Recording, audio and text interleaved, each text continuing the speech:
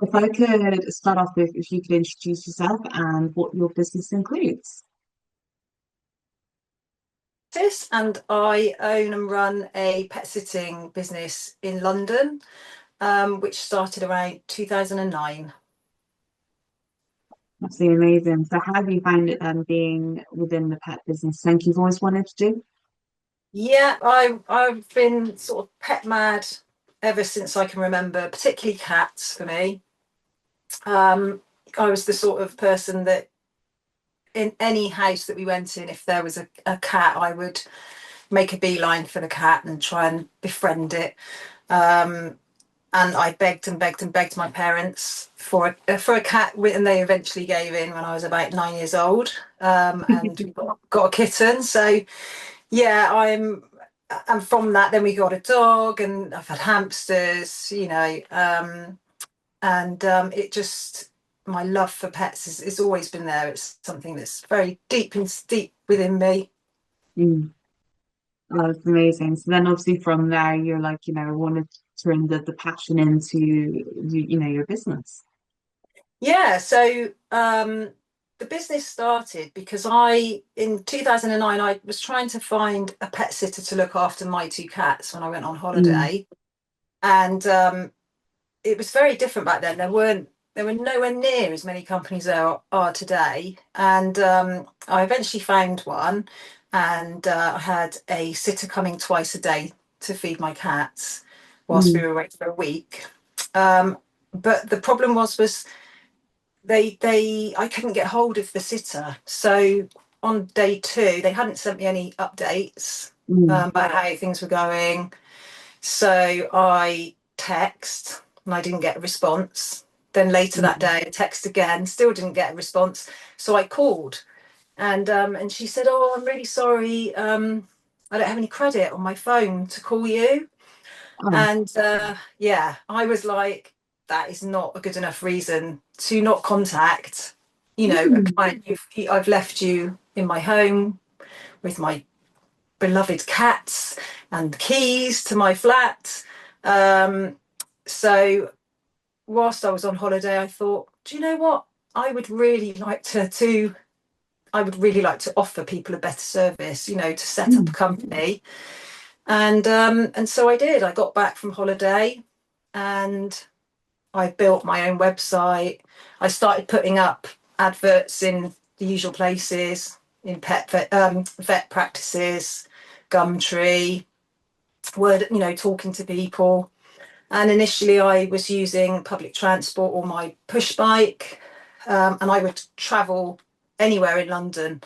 I would have cat visits in East London, North London, South London in the same day. I would just travel anywhere just to build up the business.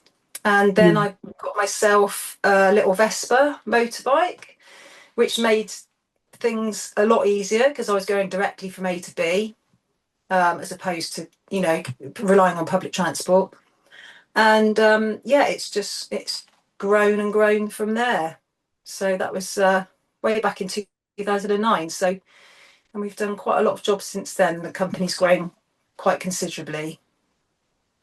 That's amazing. I love how it's just basically you've turned it into your own frustrations, be like, I bet other people have dealt with flaky sitters, so I'm gonna just make it different and make it my own.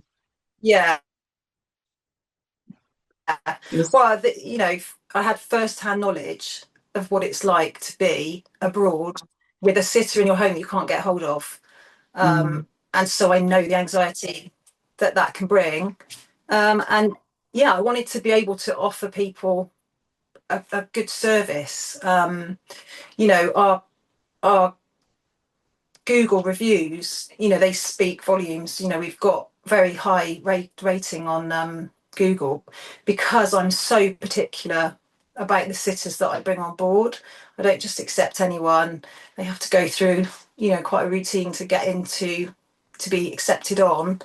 And I think that shows. I really want to be able to offer people the reassurance that I was looking for and couldn't find back then. So yeah, it's very important to me. I don't blame you. So what is one of the like main misconceptions around pet sitting? I mean, obviously you've got like your main point from your own experience, but Yeah.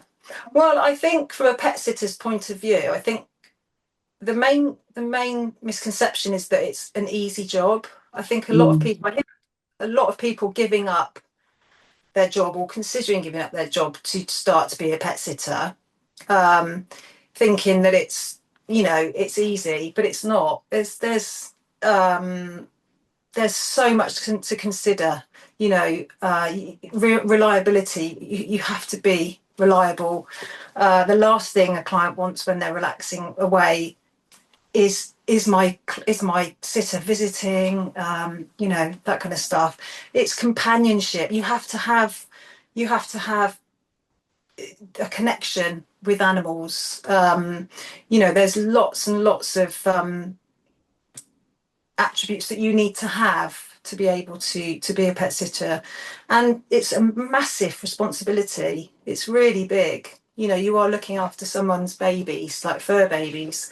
So it's massive. The responsibility is huge, so it's not to be taken lightly.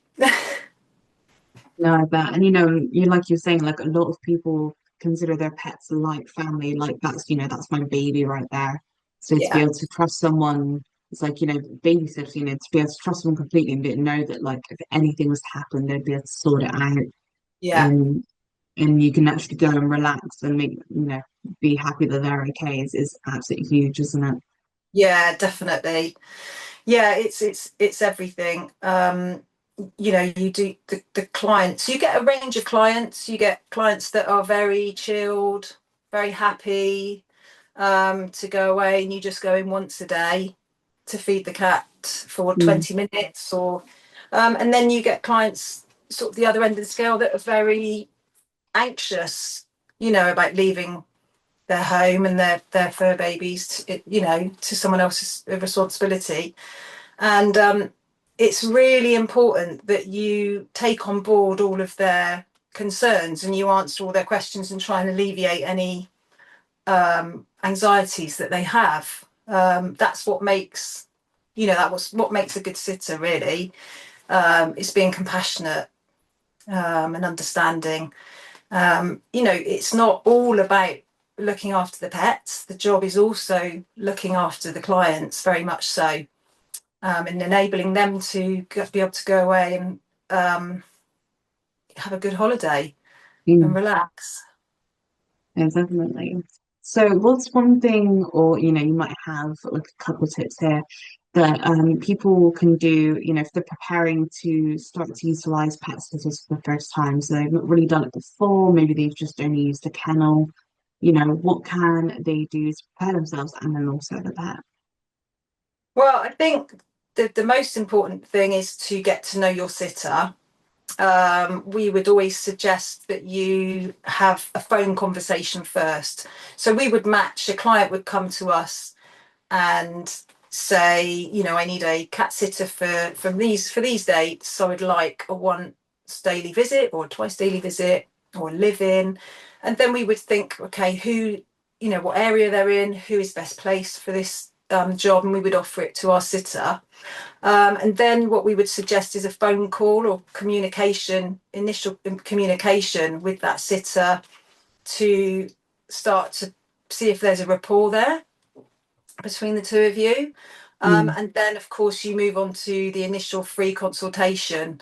So, if you're comfortable with the sitter that we've proposed, the sitter would come and meet you in your home, you and your pets in your home, and go through the requirements there. You can then see firsthand how they are with your pet, and that will tell you everything you really need to know. And you can feel, really, most sort of anxious clients that we have, after that initial consultation, they're very relaxed and they're happy to go ahead and they feel content. And so it's so important, that part. Also, if there's dogs involved, it's quite beneficial to maybe have the sitter come over, book in some walks prior to going away, so that you can go on those walks with the sitter and you can take them to their usual spots, the usual hangouts, show them any for boys that the dog may have, places to avoid, where you let them off lead, if you let them off lead. That's very beneficial to both parties, and it's worth spending that little bit extra to, if it's possible, if the sitter has time and you have time to do that. It's a big part of, it's a big plus, and it can really alleviate any stress on both parties there. So also another thing to do is to list your feeding instructions, walking instructions in a kind of bullet point way, so that they're easy to access, easy to understand. Things about the house, if it's a live-in sit, then particular things about the house that might need to be known. So writing things down are very important as well. So, and if you can afford it, or we would suggest a shorter trip. Go away for a short weekend, a weekend or a long weekend, 2 days. And then if you do that before your longer trip, you can iron out any issues that might arise as well. So that's another good idea to do that if you can. No, definitely. And I think as well as like having that familiarity with them. So it's like, they do know you by scent, by face and everything else. And then, it's not just when they do turn up, the dog's completely surprised, like, who are you? What are you doing? You Yeah, may mistake them for an intruder or something, and you've got a whole other problem on your hands. exactly that. Yeah, it's really beneficial to have those meetings beforehand. Mm. A lot of our sort of dog walking clients, so we offer daily dog walking. They might have that dog walker who comes and stays when they're on holiday, which is just the perfect scenario, because the dog knows the sitter knows the dog, the client knows the sitter very well, and has experience, of them in their home. So it works very well. But yeah, those initial meetings are really important. And I would say that if you initially have a conversation with a sitter on the phone, if we put someone forward for a job, and the client doesn't feel it's a good match, we will just try and find them someone else. You're not bound in those early stages to, we've just got to have this sitter. We would suggest that you meet a couple, two or three if you can. But most of the time, sort of 9 times or 9.9 times out of 10, the initial meeting alleviates any of those anxieties, and it all goes well. That's amazing. So, our final question for today is, do you have a funny or cool memory you have with working with animals, maybe with your own? It's just then we can kind of like, have a bit of chuckle, really. Yeah. Well, I mean, I was talking to one of my sitters. This isn't me personally. I was talking to one of my other sitters who was on a job for us, and they were looking after a ginger cat who, let's call his name is Marmalade, and he was doing visits, and he went into the cat on the Friday night, and the cat was very nervous, wouldn't come near him, and he thought that's a bit. He wasn't like that at the initial consultation. Mm. Anyway, he put the food down. Comes back the next day, the food's gone, and then it was like the cat had changed personality. He was all over him, cuddles, giving him scratch it, like being really close with him. Came back the next day, and the cat was again really, really nervous, hiding away under the sofa. And he just thought, this is so, what is going on? This is like very bizarre. It's almost like a bit like having a schizophrenic cat. Mm. And went in on the last day, and there were two cats in the home, and it transpired that basically one of the ginger cats, they looked very similar, was the neighbour's cat that had been coming in through the cat flap, and unbeknown to the sitter, he'd been trying to befriend the neighbour's cat, who was actually hiding under the sofa because knew he shouldn't really be in there. So yeah, you get all sorts of funny, situations. And I think, a lovely part of the job is when you do have a nervous cat, and you they sort of finally give in, and they relax around you, and Mm, you feel like you've really got that connection with them finally. It can take yeah. sometimes 2 or 3 days, but it's very rewarding. It's a very rewarding part of the job, for sure. Yeah, I bet. So is there anything else you'd like to add before we wrap up today? I don't think so. I think we were talking before about um, kennels versus pet sitting, Mm, and I think just the benefits of having a pet sitter as opposed to using kennels. mm, I think they're all quite self-explanatory, but kennels is a very busy and noisy environment.